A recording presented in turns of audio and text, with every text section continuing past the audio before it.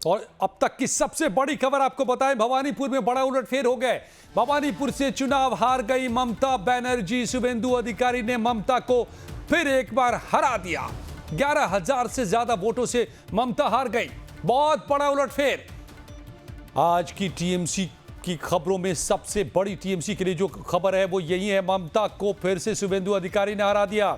Sitting CM अपना चुनाव हार गए। भवानीपुर में बहुत बड़ा उलटफेर हो गया। हिंदू शहीद হরগোবিন্দ দাস, চন্দন দাস সহ যারা হিন্দুত্বের জন্য প্রাণ দিয়েছেন তাদের প্রতি উৎসর্গ করলাম।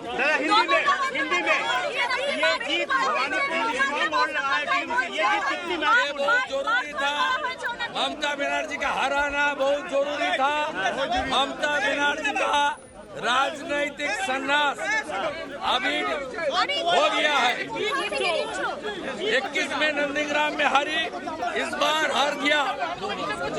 इस बार भी हारा 15,000 से ज्यादा वोट से। उनको खुल के मुसलमान वोट दिया। वार्ड नंबर 77 में जितना मुसलमान वोट देने के लिए निकला सब ममता को वोट दिया। और मुझे हिंदू, सिख, जैन, बुद्धिस्ट लोग ने आशीर्वाद देकर जिताया।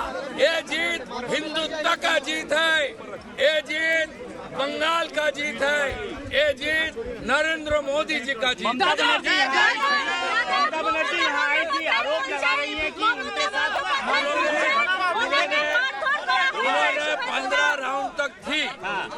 जब उनका मार्जिन खत्म करके मैं 536 वोट से आगे निकल गई, तब उन्होंने भागना चालू कर दिया। कटवानी वालों से क्या कहेंगे? सबसे बड़ा मुझे खास करके जो बंगाली हिंदू एरिया है चेतला 82 नंबर वार्ड, वो खुल के वोट डाल दिया। और सीपीएम का जो लूज सपोर्टर है, हिंदू सपोर्टर, सब लोग वोट किया। सीपीएम का 14,000 वोट था भवानीपुर में, वो कम से कम 10,000 वोट मुझे ट्रांसफर कर दिया। मैं नीचे जो सीपीएम का लूज वोटर्स है उनको भी आभार प्रकट करता हूँ। और चेतला में जितना भी बंगाली हिंदू है सब लोग खुल के वोट किया। इसका साथ गुजराती, जैन, मरवाड़ी, हमारी पूर्वांचली, सिख समाज सब लोग खुल के वोट किया। मैं खास करके राजस्थान का 8 एमएलए को प्रणाम करता हूँ। राजेंद्र राठौड़ जी का नेतृत्व में ये लोग बहुत काम किया मेरे लिए। और गुजरात से अशोक जी आया था, उन्होंने, उनका टीम भी बहुत मेहनत किया है। मैं सबको प्रणाम करते हुए एचएम साहब ने 2-3 बार फोन किया था, उन्होंने भवानीपुर लेकर थोड़ा कॉन्सर्न भी था। मैं उनको बता दिया कुछ देर पहले, बाकी तो किसी का साथ बात नहीं हुआ। मैं तो फोन अलाउ नहीं था, इसलिए फोन में बात नहीं हुआ। मैं अभी हल्दिया जा रहा हूँ, वहाँ सब वेट कर रहा है। नंदीग्राम का सर्टिफिकेट भी लेना है।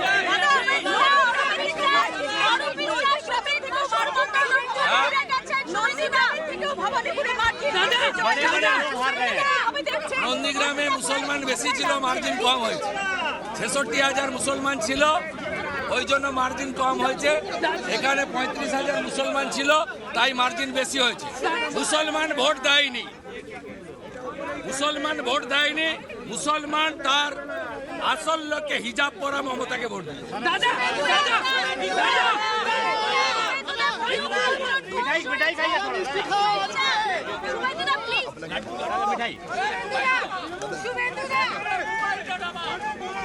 दादा कैबिनेट मंत्री हार गए, क्या बोलेंगे? कैबिनेट मंत्री हेरेगा छेने बार। सब भ्रष्टाचारी भ्रष्टाचारी हारा।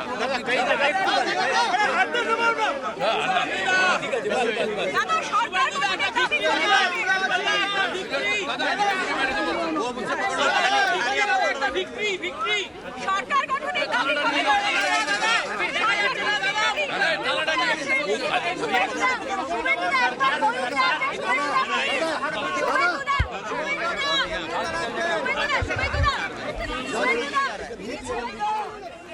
जीत का सर्टिफिकेट लेकर सामने आ गए। ममता बनर्जी को हराकर 15,000 से ज्यादा वोटों से शुभेंदु अधिकारी और खुद आकर बता गए कि कैसे कैसे वो चुनाव जीते, किस किस तरीके से किस किस ने उनको वोट किया। यहां तक कि सीपीएम तक को उन्होंने धन्यवाद कहा कि उन्होंने 10,000 वोट ट्रांसफर किए। देखिए कैसे बंगाल की सियासत पलट गई। यहां पर इस बार दो सीटों पर जीते। भवानीपुर में ममता बनर्जी अपनी सीट हार गई। कभी ममता के बेहद करीबी थे शुभेंदु अधिकारी। ऐसा ही कुछ हुआ एमके स्टालिन के साथ। उनके ही करीबी ने, जो अब थलपति विजय के साथ हैं, उन्होंने स्टालिन को हरा दिया। रजनीश हमारे संवाददाता मेरे साथ जुड़ गए। रजनीश, तो मतलब ये जो पासा पलटा है तो कई स्तरों पर पलटा है, हर लेवल पे पलट गया बंगाल में।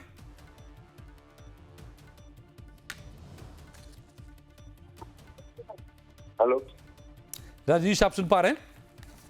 हाँ जी, एक बार सवाल दोहराइए अजय। ममता भी अपना चुनाव हार गई। खुद सिटिंग सीएम चुनाव हार गई। शुभेंदु अधिकारी ने अपना सर्टिफिकेट दिखा दिया जीत का। बिल्कुल, देखिए इस बात का अंदेशा था और जैसे ही चुनाव के बीच में, काउंटिंग के बीच में जब ममता बनर्जी निकली वहां से काउंटिंग सेंटर पर, उस समय जिस तरीके की भाषा का वो इस्तेमाल कर रही थी कि मुझे पीटा गया है, मुझे मारा गया है और यहाँ पर 100 सीट लूट लिए गए हैं, उसी समय यह अंदेशा हो गया था कि ममता बनर्जी सीट हार रही है। और ये कैलकुलेशन था। देखिए पहले से आप बता रहे थे कि 4th से 7th 8th राउंड तक शुभेंदु अधिकारी से जाएंगे क्योंकि वो टीएमसी डोमिनेटेड वोटिंग बैंक है और शुभेंदु अधिकारी उसके बाद जब लीड करेंगे तो वो 6 से 7,000 8,000 वोट से लीड करेंगे। तो इस बात का अंदेशा ममता बनर्जी को भी रहा होगा और यही कारण है कि 14वें राउंड के पहले वो पहुंची काउंटिंग सेंटर पर, घंटों वहां बैठी रही। अंदर में शुभेंदु अधिकारी भी थे और अंदर में वहां पर मौजूद थी ममता बनर्जी भी, लेकिन दोनों उसके बाद वहां से निकल गए और उसके बाद शुभेंदु अधिकारी रह गए और ममता बनर्जी निकल गई। यानी ये ममता बनर्जी को समझ में आ गया था कि वो चुनाव हार रही है और ये बहुत बड़ा इंडिकेशन है कि भवानीपुर से ममता बनर्जी का हारना, वो सीट हारना, सीएम खुद अगर सीट हार जा रही है, सिटिंग सीट उनकी पार्टी से पूरी तरह हारी गई है और वो भी हार गई है।